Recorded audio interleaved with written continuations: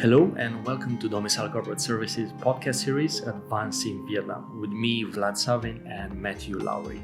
Throughout the following episodes, we will look into answering relevant questions about doing business in Vietnam. What are the opportunities and challenges faced by investors entering the market or existing players in major industries? We will seek to understand the business environment from a cultural local mindset and how to deal with compliance from an international perspective. What are the major risks faced by businesses active in the region and how to overcome them? And last but not least, we will dive deep into the compliance environment in Vietnam, discussing processes and procedures, changes in laws, latest official updates from the authorities, and financial governance planning for businesses active in Vietnam.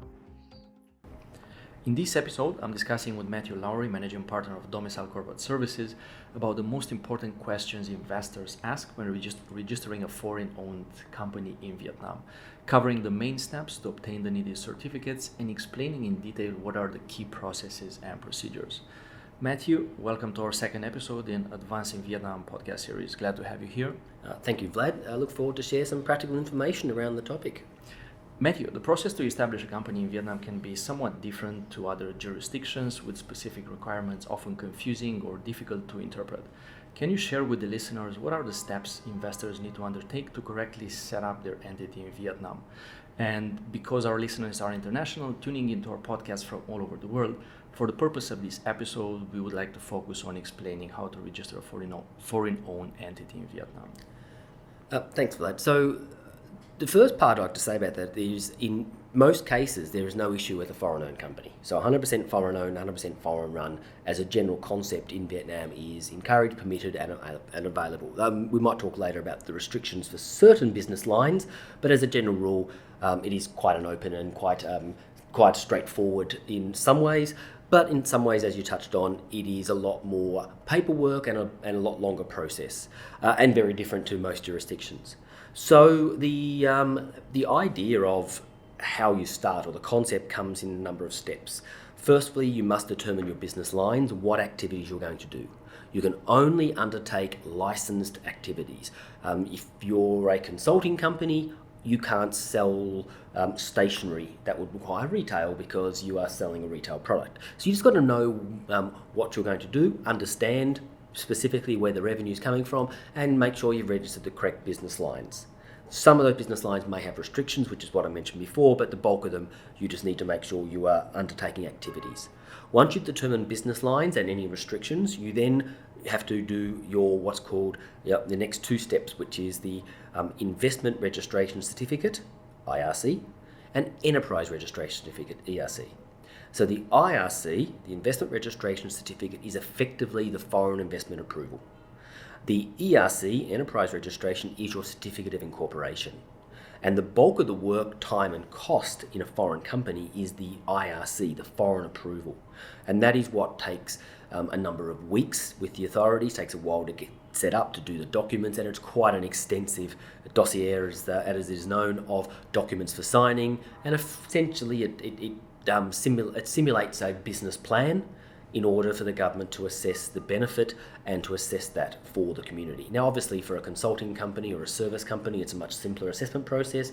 If you're building factories and large infrastructure, obviously it's a much more complicated assessment process. So you do your IRC first, then you do your ERC. All companies have an ERC, the Enterprise Registration Certificate, Certificate of Incorporation. Only foreign companies have that IRC.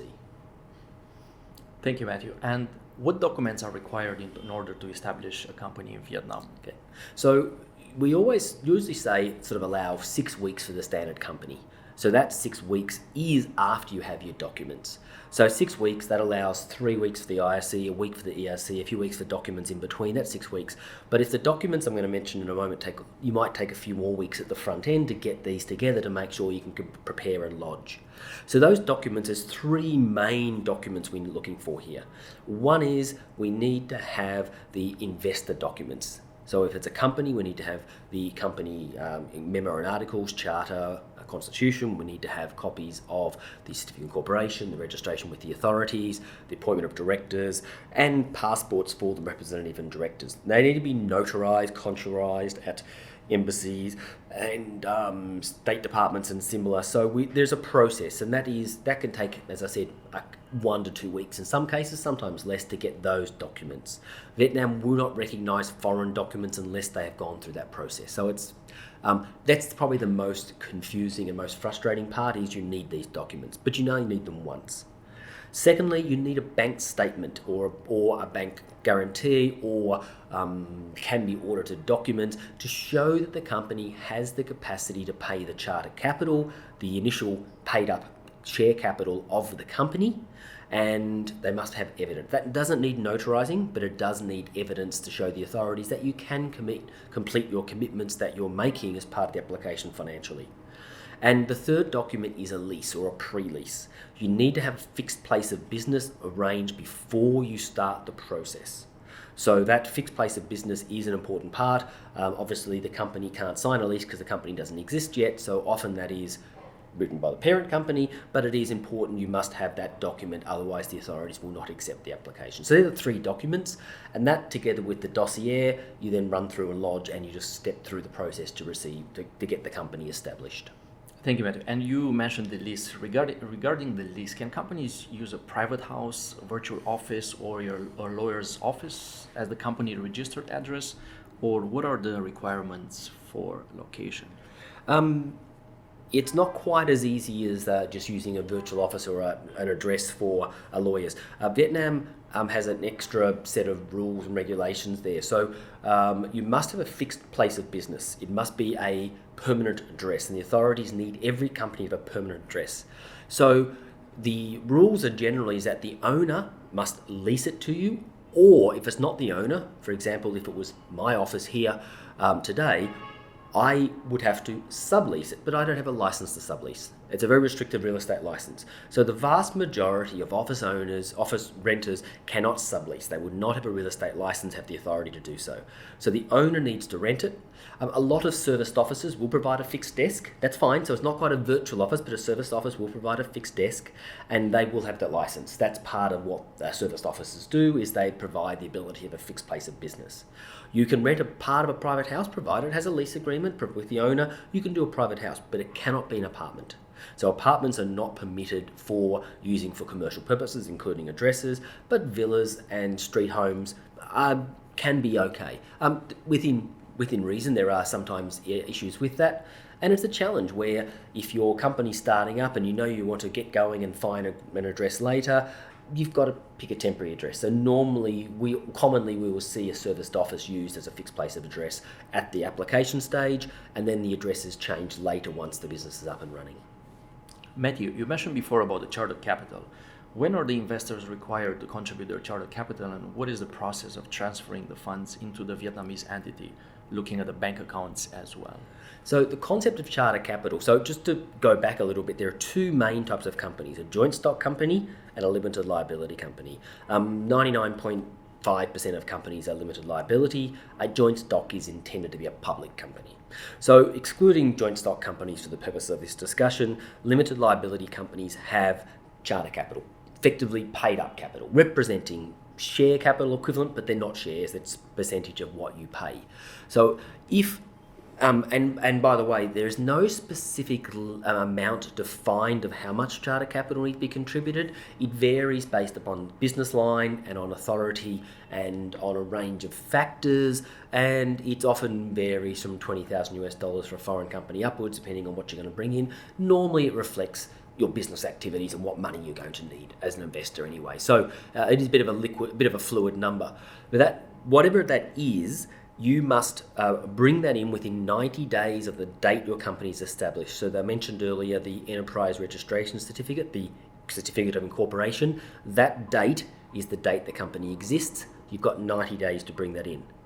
That comes through what's called a direct investment capital account, in most cases a DICA.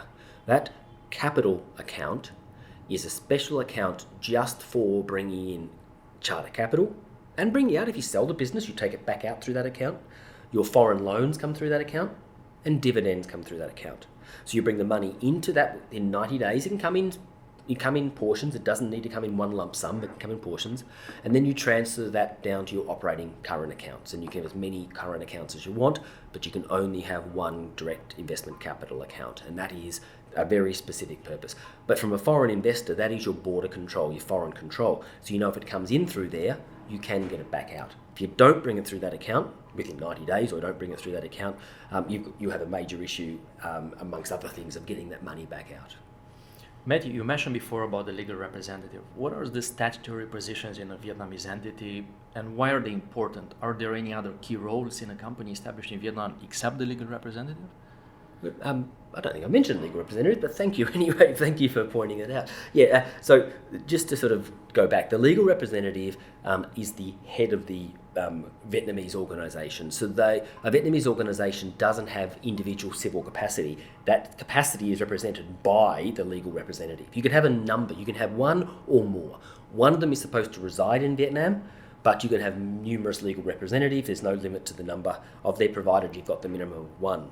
So legal rep, they are part of the original appointment. And just to sort of digress, when you set up the company, you'll have a chairman or a members' council, which represents the shareholders. The legal representative represents the company. So the next roles, you then have probably two more standard statutory roles. So you have the general director. So the general director is the operator. They run the business. Now, the legal representative can be the same person as the general director. Well, they can be different, but the general director is the operator. They're working under the authority of the legal representative. And then you'll have the third position is the chief accountant. Now, the chief accountant, as we've talked in a different podcast, has a very specific role that is quasi-company secretary, but it has very much a tax accounting, a statutory compliance sort of role. We often hear of this concept of directors and boards. It doesn't work the same way. There's different things. There's board of management, which is like a board of directors. It's different for a public company, joint stock company. But what we commonly see is this idea of deputy general directors or delegated authority. So you have the legal representative, the general director, and then you have those with delegated authorities below that, call them deputies, that operate departments, and that becomes the board that we would normally see. And after the company is established and the investor obtains the enterprise registration certificate, what are the immediate requirements post-establishment?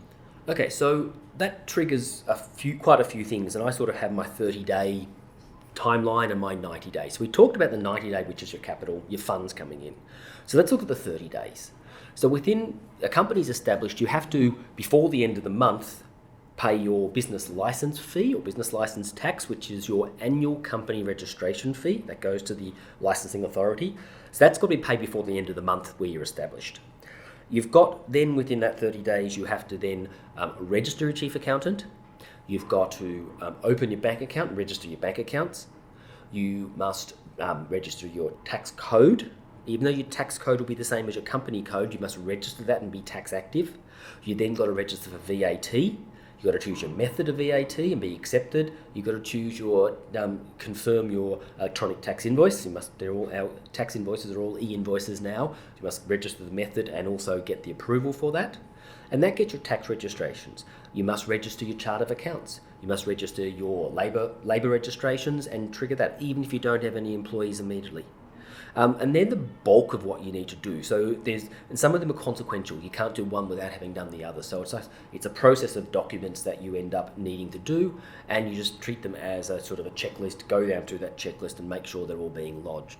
Missing some of them will make it difficult later on to continue and may expose to penalties and operational problems. Like if you don't open your bank accounts, you're not going to meet your 90-day deadline if you defer that too long. If you don't do your tax registrations, you may not be permitted to be part of the VAT system, etc., etc.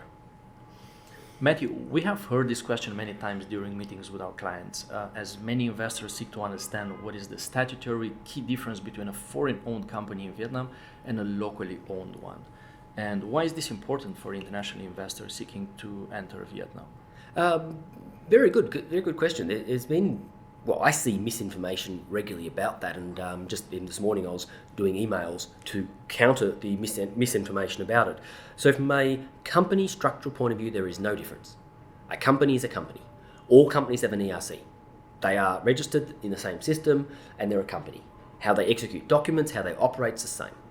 So the differences come from a foreign invested company requires an annual audit, a statutory audit, where a locally invested doesn't, and that depends on the shareholding, not on the structure or anything else. It's a shareholding triggers that requirement.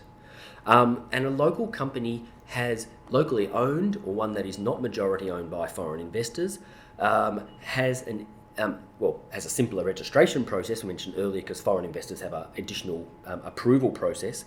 But the company itself, it is easier to add business lines because there are certain restrictions for foreigners. For example, a travel company cannot be 100% foreign owned.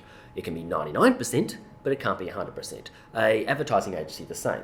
If you're doing certain logistics, you might be 50% cap. There might be banking that might either have 100% or a 30%, depending on where you are in the banking sector. So there are some restrictions on the foreign ownership, depending if the business lines is restricted, committed, non-committed. That determines what the company can do. But that's on what you can do. From a structural point of view, they are essentially the exact same structure, and there's no difference with them executing contracts, operating, accounting, tax. Everything is the same when it comes to operating those businesses. Just that the foreign invested company has the IRC additionally, and it has that direct capital account which can be used for transferring funds and that's important. Yes, exactly. As I mentioned earlier, that's the IRC allowing to have the direct investment capital account allows the funds to cross in and out across borders. If a Vietnamese owned company, locally owned company, would not have a direct investment capital account, therefore the ability to send money in and out in the same way is far, far restricted and far different. And speaking of that, the concept of nominee companies, can you talk about it? Yeah, so nominee companies you hear about. Now, unlike some countries, it's not specifically banned in Vietnam, it's just not recognised. There is no concept of recognition for nominee. And that is something that people sort of go, well, if it's a restricted sector, as I mentioned before, maybe travel, tourism, they might put a nominee shareholder in place, which is just a Vietnamese name representing the foreign. Look, there are ways to protect, but fundamentally the issue is that there's no nominees are not recognised in law. So unless you're very careful, you're basically the Vietnamese name on that company's owner is the owner.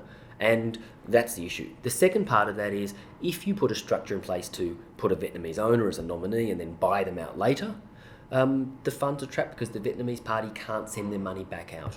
Because as you highlighted just a few minutes ago, the capital account is restricted to foreign owners, so the local individual. So we do see problems arising, people trying to use these so-called nominee structures when there is no limited basis in law, but there also are implications for them. So we would definitely not encourage people to use them. We know people sometimes want to do them because of speed. It's just going to cost more at the end of the day, and in nearly every case there's an alternate arrangement that is far more transparent and compliant that will do things just as fast with less risk and less trapped capital. Matthew, thank you so much for your insights. This was very helpful indeed. My pleasure, Vlad. Thank you very much. Registering an enterprise in Vietnam can seem a tedious and complicated process at first. However, with the right guidance and by following and understanding the correct procedures and why they are important, international investors are able to enter the market successfully and take advantage of the countless business opportunities. Many thanks to you, our listeners, for tuning in to Advancing Vietnam podcast series. For more information about this topic, please check out our publications on domicilecs.com. And if you want to reach out to us for any additional details, feel free to contact myself or Matthew on LinkedIn or through the website contact details.